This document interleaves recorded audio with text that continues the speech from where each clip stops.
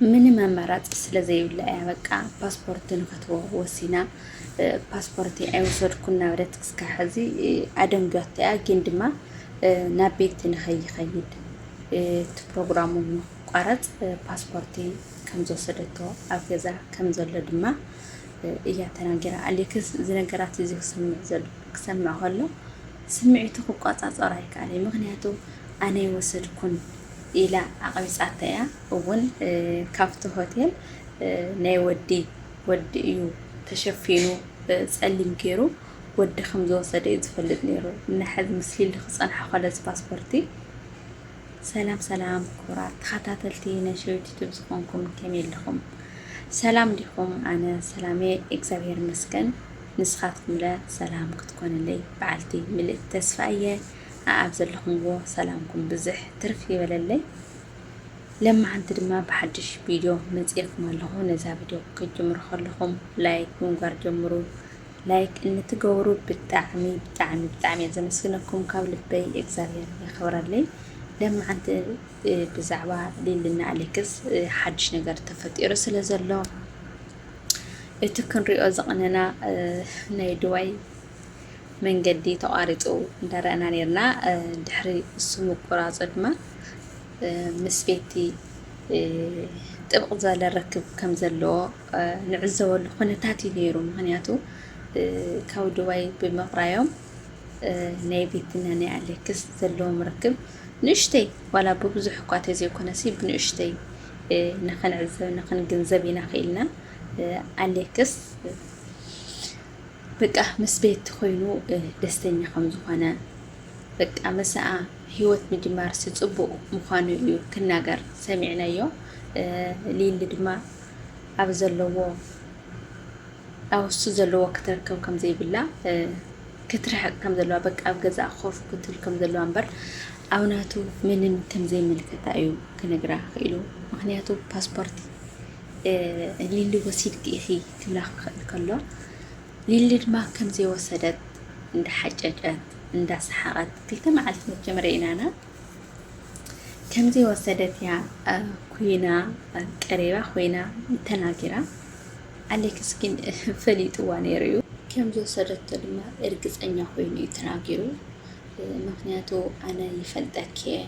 ናትኪ ባህርያት ኣይጠፍአኒ ናትኪ ስምዒትኪ ኣይጠፍአኒ ወሲድኪ ድኸ ወሰድክን ጽቡቕ ገይረ ዝፈልጠኪ ግን ብኽብረት ክሃብኒ ኢልዋ ሊሊ ድማ ከም ዘይወሰደት እያ ካብኡ ናብ ካሜራ ምርግጋጽ ኸይዱ ካሜራ ኣረጋጊፁ እውን ካሊእ ነይሩ ፕሮሰስ ካሊእ ነይሩ ካብ ሊሊ ርሒቑ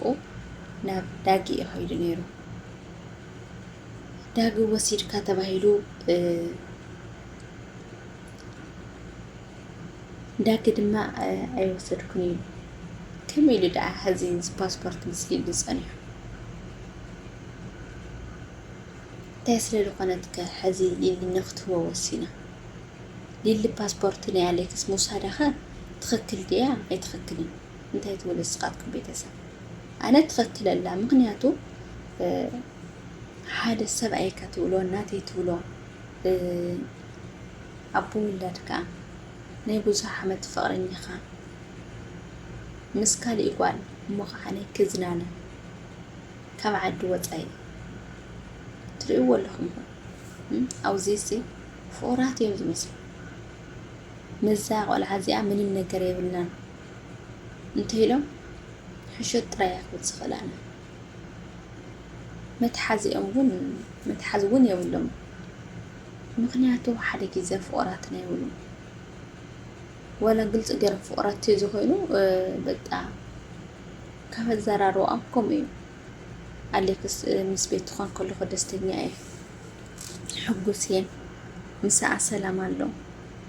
ምስኣ ኩሉ ነገር ኣሎ ኢሉ ክናገር ከሎ ፈትይዋ ኣሎ ኣፍቂርዋ ኣሎ ማለት እዩ ሕጂ ነዚ ፓስፖርት ምቕራያ ሊሊ ትኽክል እያ ኢለ ኢለ ሓስብ ልባውን ኣይገብረለይ ይኺድ ኢላ ስቁስ ክትፍለይ ትኽእልን እያ በፍጹም ተኣምር ከመይ ኢሉ ሓሲብኩም ወዲኹም ዋ ናትካ ዝነበረ ናይ ካልእ ሰብ ክኾን ከሎ እሞ ከዓ ኣይደልየክን እውን እኮ ይበላይ ርግፀኛ ገይሩሲ ኣነ ንዓኺ ይደልየክን በቃ ኢሉ እውን እኮ ኣይተናገረን በቃ ምስ ሓዳረ እየ ዘለኹ ይብል ግን ከዓነይ ምስ ሓዳሩ ከምዚ የለ ድማ ግብርታቱ ከዓነይ የርእዩና ኣለዉ እና ፓስፖርቲ ናይ ኣሌክስ ምሕባኣ ትኽክል እያ ኢለ ይሓስብ ምክንያቱ كيد لا تصدق تسيت عن قواتي تهي كم تفطر تفلت الله بيت خام نتروى عينا بجوحات بها من كي حنخت أفهمليات تزارف أفهمليا تتصرف نلس درجة أو وارداتها أنت حزة سبعي زي تخلي إلى أمونغو أمكن دي حوز زريعة كندي مجمرة ستتيلا أو لبوبوتا كم تركب جيرا لزال عزيا إن حجز باسبورت ختم لسلو زخالة بقى تمال برنامجكم نورم رينا أنا مسبيت تقصرون يروم زيد ما نيلي اللي قحررو نيلي اللي خلنا بدو لقور ببرنامجي حجي كاوز برنامج كم يجري أخطط أقول زلوا بقى باسبورتكم مسحي زلوا إن باسبورت خا بقى باسبورت خا وصل كم زغتوا له قال عليك سمعت قطع طريق عليه مخنياتو نوزو هوتيل زاتو ودي تمايل له تميل مسلي له صنع يقال نداق يخم مع السفال تبيدي كوغن بيتسا دي اللي خم تروالهم نشندا أو زي الشبرة خيلا تقنينا أذلا دين دما حوق استيقونتي مخنياتو بعليك استوز حازلو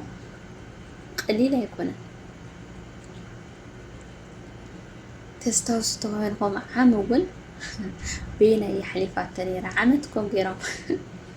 فاميلي جرمكم عمت نيباسي انت نحزوا ولا مالتي لميدوا وماله عام خمزي شندون باسي أمنيرم بينا تغنينا تشاباري قامنا من يوحيلانينا حجون كم ستروا لكم عامت يرقمنا بيني أزلا كين شمكويو ليش عليكس شيم سبيت خا سلامتاي عمت معلتسي عمت فعل معلتس بينات وعلا نوركيو كم يجي خمزي عمت قبل اللي خمزي عانت بدلات تفزم بايزوي انكو عبد صحكم كلكم يدلي بروح على شندا يقور لكم قبل معلتي جميرة مالتي اللي يد ما وقتنا معرفتي كله تخيلوا ليه زنا جرزد ما حالي فتصح نقول أبكالي كان رأيتنا بالدعمية زفتوكي فاميلي لما عند بدين إزي آيا عم كسالي بدينا كسام رخبكي سسنين عاكم باي باي لايك شر